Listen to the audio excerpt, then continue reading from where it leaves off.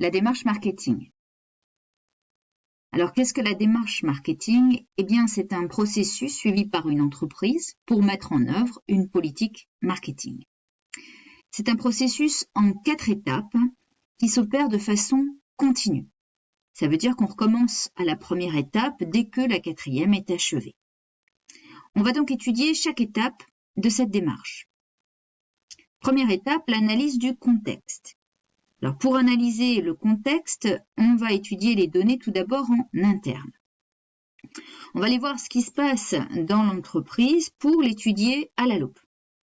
On va en fait repérer les points forts et les points faibles des différents services qui la composent, par exemple les services de communication, les services de finance, les ressources humaines ou encore la production, etc. Et on va faire un bilan. Puis, on va analyser le contexte en externe, c'est-à-dire en dehors de l'entreprise. Et on étudie pour cela 3 grands domaines. Tout d'abord, les clients qui sont au cœur du marketing. On va repérer leurs attentes et leurs besoins. Puis, on va étudier la concurrence pour comprendre qui sont les concurrents et connaître leur offre pour mieux les affronter. Et on va étudier l'environnement, c'est-à-dire tout le reste en dehors des clients et des concurrents. Donc c'est par exemple l'actualité, comme l'impact politique des élections, ou encore l'impact économique, ou encore les impacts sanitaires comme celui de la Covid-19, l'impact également des nouvelles technologies ou encore du développement durable. À l'issue, on réalise ce qu'on appelle un diagnostic SWOT, c'est-à-dire une sorte de synthèse qui énumère les forces et les faiblesses en interne de l'entreprise et les opportunités et les menaces sur le marché. Deuxième étape, le choix d'une stratégie marketing. Alors c'est d'abord la fixation d'un objectif. Puis, on va définir les cibles de l'entreprise, c'est-à-dire la clientèle visée. Enfin, on va choisir un positionnement. Alors attention, c'est un faux ami, ce n'est ni la position de l'entreprise sur un marché, ni sa localisation, mais son image dans l'esprit des consommateurs. Troisième étape, on va établir un plan d'action marketing. Alors un plan d'action marketing, on peut également l'appeler mix marketing ou marketing mix en anglais. Et il porte sur 4 variables ou 4 composantes qu'on abrève sous l'intitulé 4P. Alors, que signifient ces 4P? Eh bien, le premier P, c'est pour le mot product en anglais et donc produit en français. Donc, ce sont l'ensemble des éléments offerts par l'entreprise aux consommateurs. Puis, place pour la distribution. C'est l'ensemble des canaux de vente auxquels les clients ont accès pour acheter un produit. Puis P pour price, le prix.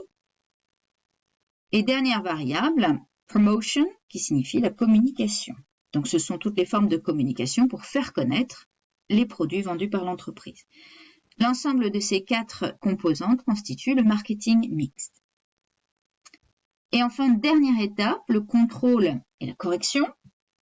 Eh bien, comme c'est un processus en continu, on va donc chercher des indicateurs pour vérifier que les objectifs définis sont atteints. On va ensuite inscrire ces indicateurs dans un tableau de bord et on va calculer des objectifs prévisionnels, c'est-à-dire avant la mise en place de la démarche marketing. Ensuite, on les comparera aux résultats réels, c'est-à-dire réellement réalisés. Et 2 résultats sont possibles, soit il n'y a pas d'écart entre le prévisionnel et le réalisé. Donc, on va continuer dans ce cas-là la démarche. On valide ce qui a été choisi. Soit les écarts sont observés entre le prévisionnel et les résultats. Et donc, on va entamer une phase de correction des éléments qui n'auront pas fonctionné. Alors, si on veut schématiser la démarche marketing dans son ensemble, eh bien, on a donc dans une première étape l'analyse du marché puis l'analyse de l'entreprise pour obtenir un diagnostic complet qu'on appelle le SWOT. Puis, le choix d'une stratégie, c'est-à-dire d'objectifs, d'une cible et d'un positionnement. Puis, la mise en place pragmatique, pratique de la stratégie à travers un plan d'action marketing qui repose sur 4 P, le produit, la distribution, le prix et la communication. Et enfin, la phase de contrôle et de correction. On peut distinguer 2 grandes sous-parties dans cette démarche. Tout d'abord, ce qu'on appelle le marketing stratégique, qui donne les grandes directions à suivre à long terme, ce qui correspond ici à du 3-5 ans, et le marketing opérationnel, qui est le plan d'action concret de court terme, plutôt sur une période d'environ 1 an.